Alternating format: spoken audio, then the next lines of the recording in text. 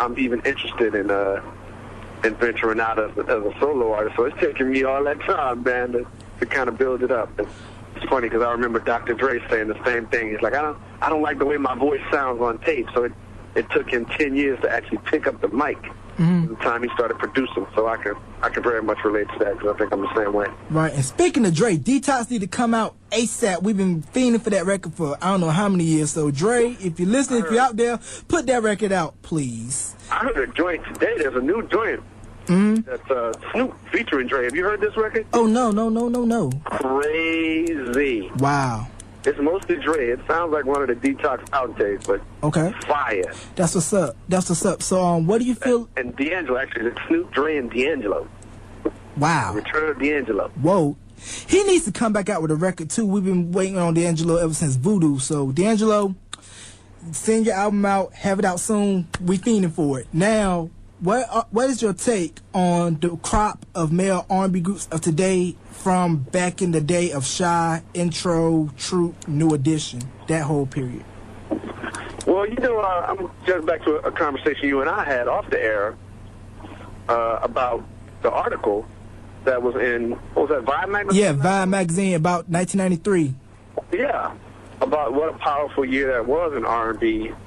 And that's not just our opinion. Statistically, you had, some crazy number, a large percentage of the top 10 albums and top 10 singles, top 20, were all R&B records. I mean, R&B had a dominant year.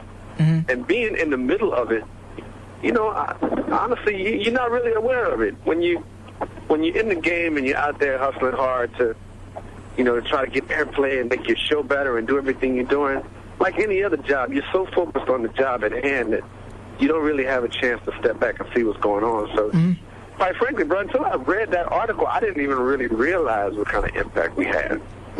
But clearly, that was a big time for R&B with Jodeci, Boyz II Men, SWV, still, Janet Jackson at that time was massive.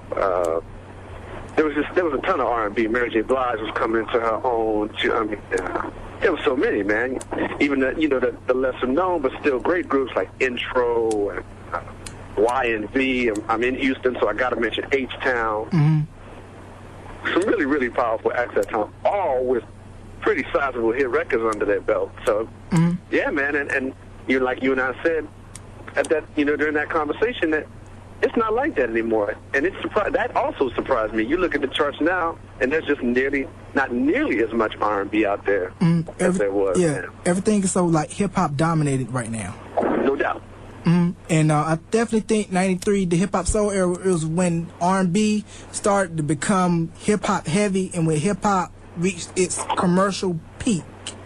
It did. Like it broke through because the Chronic came out.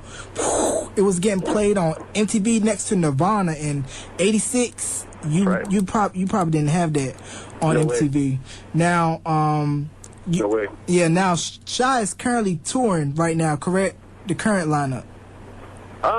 I don't think so. You don't think so? I don't think not at the moment. I don't think they're going on tour. I had lunch with Mark a couple of weeks ago. Okay.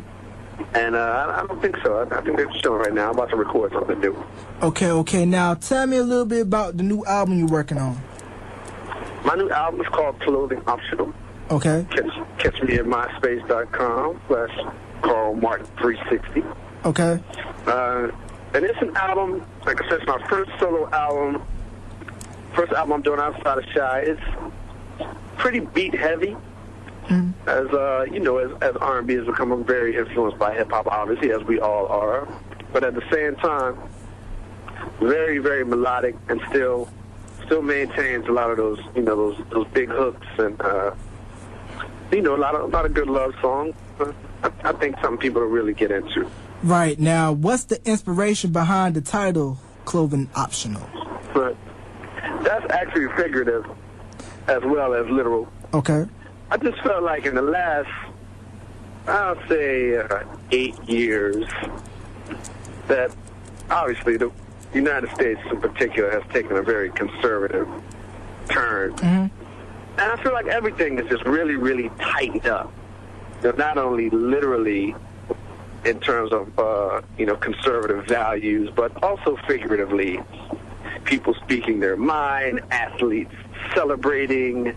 Everything is taboo. Everything is, everybody's trying to put a rein on everything. And I think the country and in particular is due for kind of a liberal term, for lack of a better word, a time for clothing to be optional, not just on a nude basis, but for people to be able to say what they want to say and do what they want to do without, getting under scrutiny for everything. So with that in mind, I made a record that pretty much allowed me for the first time to say whatever I wanted to say. Okay. And I'm saying it.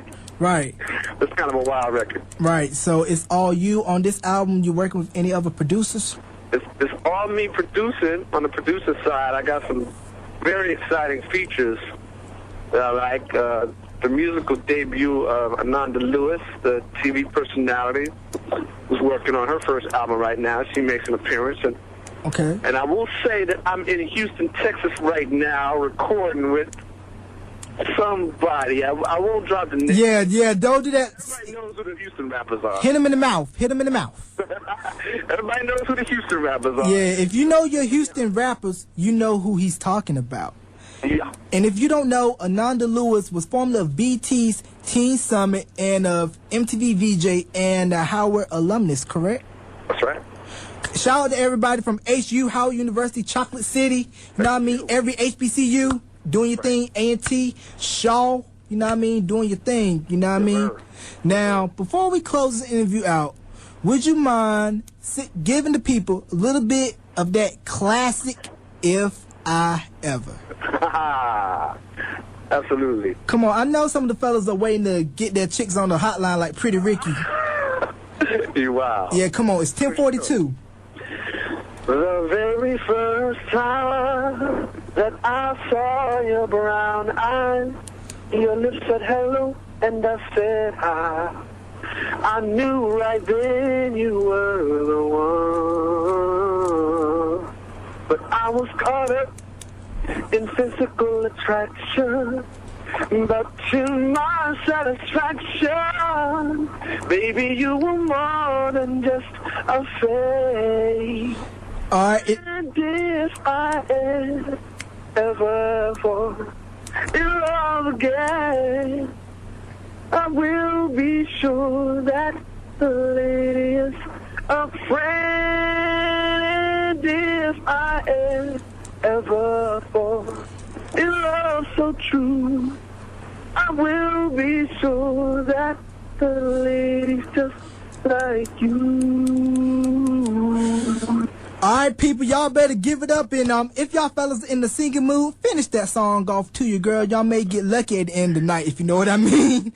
Yes, sir. Alright, now you got any shout outs, man? Everybody, man, everybody in the entire Carolina area, all my people there. I'm looking forward to coming through. Clothing optional, May 1st, everywhere, in stores, everywhere. Okay. Look for me on the radio, in the stores. I'll be there, and I'm looking forward to coming through. And that's it from you, man. Thank you. I appreciate the love and all the support you've given me and all my music. Man, it's no problem. Now, if the people want to get at you, tell them how they can do so. They can catch me at MySpace. Give them the MySpace link. .com/Carl Martin, CarlMartin 360. And yes, I answer pretty much everything that comes through as much as I can. So if you holler, I will holler back.